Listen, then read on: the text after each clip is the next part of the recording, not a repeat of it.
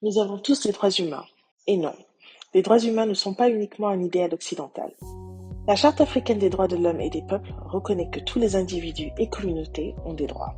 Elle dit que nous avons toutes et tous le droit à la vie, la santé, la famille, une égale protection de la loi, un procès équitable, de pratiquer librement une religion, manifester, s'exprimer et tellement plus encore.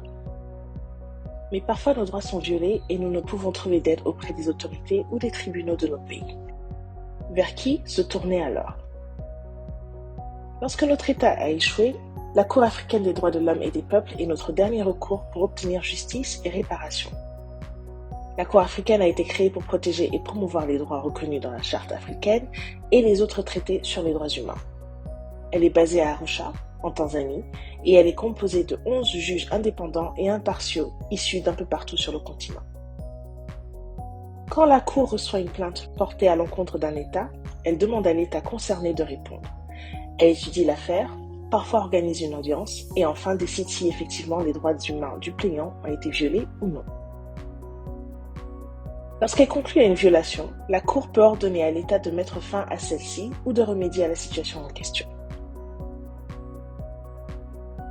Les décisions de la Cour peuvent varier de mesures spécifiques pour changer la situation d'une ou plusieurs personnes à des décisions avec un impact plus grand, telles que changer la loi pour empêcher des violations futures.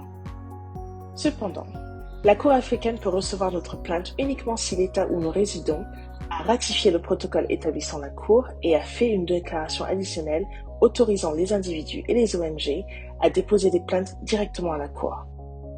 À ce jour, 33 États africains ont ratifié le protocole et seulement 8 parmi eux ont déposé cette déclaration spéciale. 4 autres États ont aussi fait cette déclaration, mais l'ont ensuite retirée, retirant ainsi aux populations un recours judiciaire crucial qui leur avait déjà été accordé. Tous les États membres de l'Union africaine devraient ratifier le protocole établissant la Cour africaine des droits de l'homme et des peuples et faire une déclaration 34.6 autorisant l'accès direct des individus et ONG à la Cour. Cela permettrait aux individus et aux ONG de demander justice et réparation quand leurs droits sont violés chez eux.